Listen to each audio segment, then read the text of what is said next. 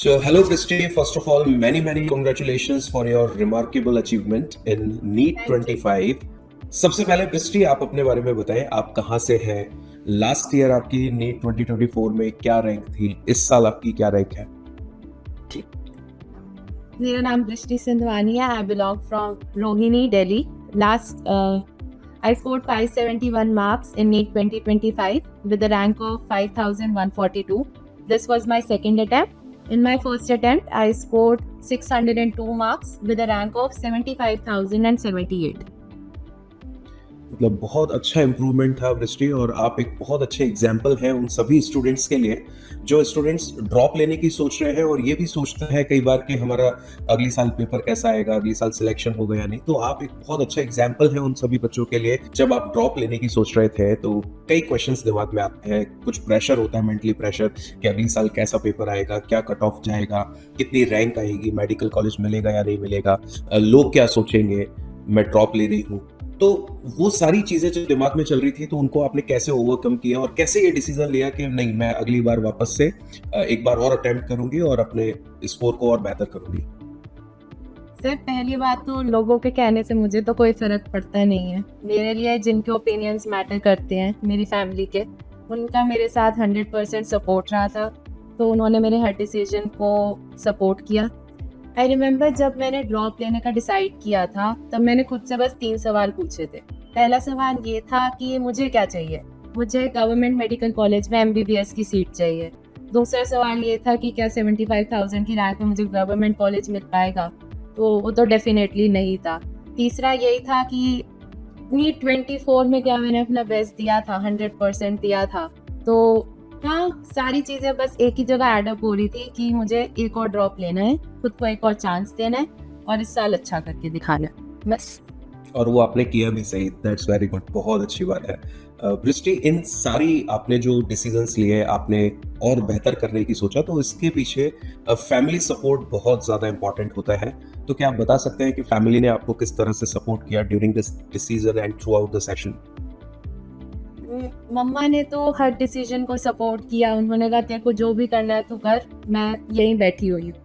कभी भी मुझे कोई भी दिक्कत होती थी, मैं मम्मा के साथ जाके बैठ जाती थी. मम्मा के पास मेरी हर प्रॉब्लम का सॉल्यूशन रहता है. एंड मेरा जो भाई है वो करंटली इंजीनियरिंग करके हटा है. He is working in Hyderabad right now.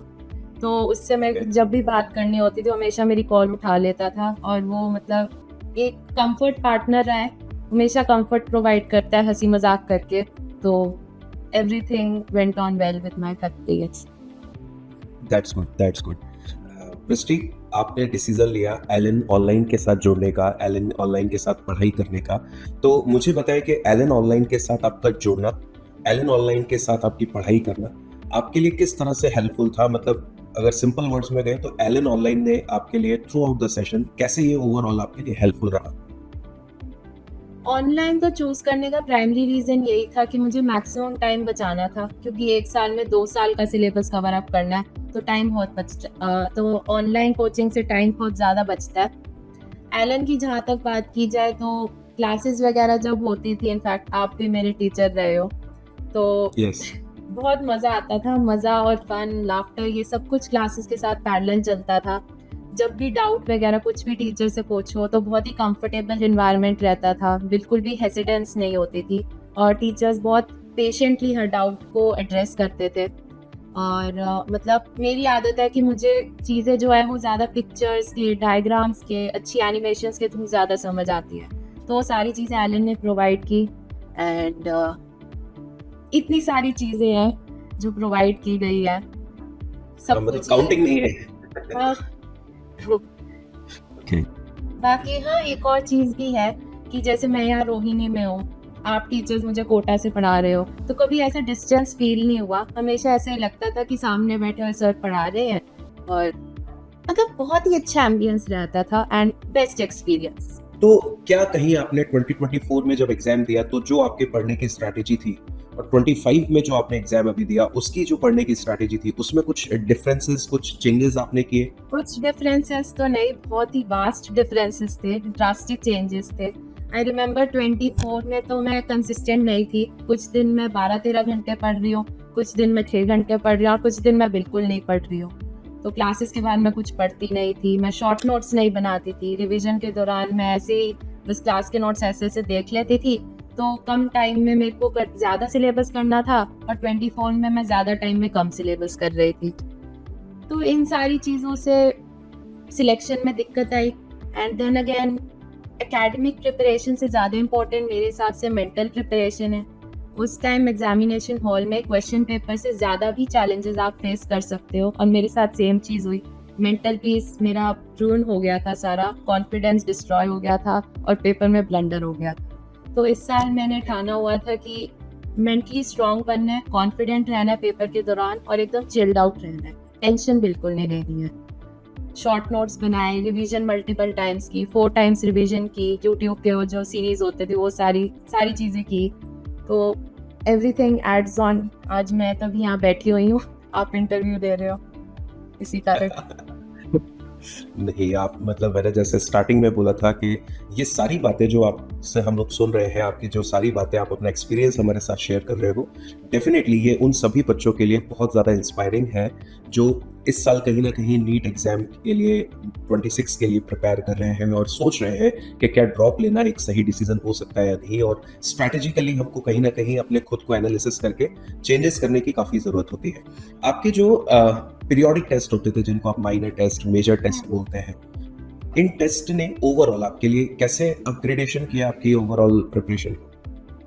Minor test हमारे एवरी 21 डेज में होते रहते थे। सिलेबस का ये रहता था कि जो पुराना सिलेबस होता था वो भी टेस्ट में आता है और जो करंट सिलेबस है वो भी आता है। तो ऐसे रिवीजन भी हो जाती थी, कंसेप्ट्स भी क्लियर हो जाते थे। और टेस्ट बार बार देने का यही फायदा है, खुद की कमियां पता चलती है कि उस पर्टिकुलर चैप्टर में कौन सा ऐसा कॉन्सेप्ट है जो रेडी नहीं है, अभी उसमें अभी 100% प्रिपरेशन नहीं हुई है। तो सारी चीज़ें ऐसे पता चल जाती थी माइनर टेस्ट से, ताकि आप मेजर टेस्ट में बेटर परफॉर्म कर सकें।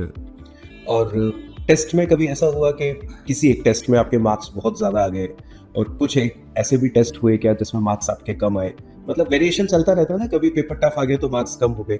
तो ऐसी सिचुएशंस अगर कभी आई तो उनको कैसे हैंडल किया आपने फिर जब इस तरह की सिचुएशंस बनती है तो? मिस्टेक कॉपी बनाई हुई थी मैंने, उसमें पूरे पेपर की एनालिसिस कर दी, सारी चीज़ें लिख दी, कौन सा गलत हुआ, क्यों गलत हुआ, कंसेप्ट के कारण गलत हुआ, गेस वर्क कर दिया या क्या किया, क्यों गलत हुआ। तो सारी चीज़ें देखने के बाद यही पता चलता था कि इजी पेपर में नंबर अच्छे आ रहे हैं, मीडियम पेपर में 640 650 के बराबर आ रहे हैं और जो हार्ड पेपर था उसमें आई वाज स्कोरिंग 580 590। तो मतलब लेसन ही लर्न हुआ कि हार्ड पेपर जब आए तो ज़्यादा गेस वर्क नहीं करना है, जितना क्वेश्चंस आते हैं उतने को ही अटेम्प्ट करना और तभी बेटर मार्क्स स्कोर कर पाओगे। तो ऐसे पता चलता गया कि कैसे पेपर में कितने क्वेश्चंस अटेम्प्ट करने हैं। फायदा होता है जब आप मल्टीपल मॉक टेस्ट वगैरह देते हो।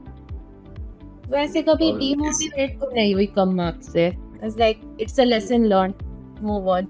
एंड वृश्चिक throughout the year Allen online से आपको एलन ऐप के थ्रू हम आपस में जुड़े रहे लाइव क्लास में या after the class doubt forum के थ्रू, जैसा आपने बताया थोड़ी देर पहले। तो और भी बहुत सारे फीचर्स थे एलन ऐप के, जो कि इम्प्रूवमेंट बुक था, कस्टम प्रैक्टिस था जिसको बच्चों ने काफ़ी अप्रिशिएट किया, बच्चों ने काफ़ी पसंद किया, काफ़ी यूज़ किया। तो आपने कौन कौन से फीचर्स यूज़ किए और वो कैसे आपको हेल्प कर रहे थे आपकी प्रिपरेशन? सबसे पहले तो होमवर्क वाला फीचर यूज किया था, उसके बाद होमवर्क वाले से मॉड्यूल के क्वेश्चन लग जाते थे और फिर कस्टम प्रैक्टिस तो मेरा फेवरेट फीचर था। वो तो आप कहीं पे भी बैठे हो, बस फोन उठाओ, बायोलॉजी का चैप्टर सेट करो और बहुत सारे क्वेश्चन सॉल्व कर लो। कहीं पे भी बैठे हो, जरूरी नहीं है स्टडी भी बैठे हो, कहीं बाहर घूम रहे हो तो भी कस्टम प्रैक्टिस खोल के कर लिया। कम टाइम में मैक्सिमम क्वेश्चंस करना, टाइम में जो प्रेशर लगता है कम टाइम में ज्यादा करने का, उसको कैसे हैंडल करते हैं वो भी कस्टम प्रैक्टिस के थ्रू ही मैंने सीखा। वो कस्टम प्रैक्टिस तो हैंड्स ऑन बेस्ट फीचर था एलन ऐप का। और फिर बाद में कुछ टाइम बाद वो एआई वाला भी आया था, डाउट रिजोल्यूशन, एली था उसका नाम, तो वो भी बहुत यूज किया था एंड उससे भी सॉल्यूशंस बहुत अच्छे मिलते थे। Everything was very perfectly organised, मतलब स्टूडेंट्स को ध्यान में रख के सारी चीजें बनाई गई थी, तो बहुत अच्छा था। एक साल में जितना हो सके उतना यूज किया था। बिस्टी, बस लास्ट में हम आपसे ये पूछना चाहते हैं कि जो अपकमिंग एस्पायरेंट्स हैं जो नीट 2026 के लिए फाइट कर रहे हैं और उन्होंने ड्रॉप लेने का डिसाइड किया है, तो उनके लिए कोई मैसेज आप शेयर करना चाहते हैं उन बच्चों के कि आपका जो ओवरऑल एक्सपीरियंस था उससे रिलेटेड आप क्या बच्चों को सजेस्ट करेंगे? इट्स अ गुड थिंग कि वो अपने आप को दूसरा चांस दे रहे हैं, अच्छी बात है, देना चाहिए। बट इस चांस का बेटर यूटिलाइज करना चाहिए क्योंकि एक ही साल है, सिलेबस बहुत बड़ा है। टीचर्स की बात माननी है क्योंकि उनको आप लोगों से ज़्यादा पता है बच्चों को। तो कंसिस्टेंट रहो, डिसिप्लिन्ड रहो, सारी चीज़ें अच्छे से करो। एंड मेन पॉइंट ये है कि फेलियर के बाद जो सक्सेस की वाइब होती है वो एकदम डिफरेंट होती है। So all of you will got to feel that. तो good for you, best of luck.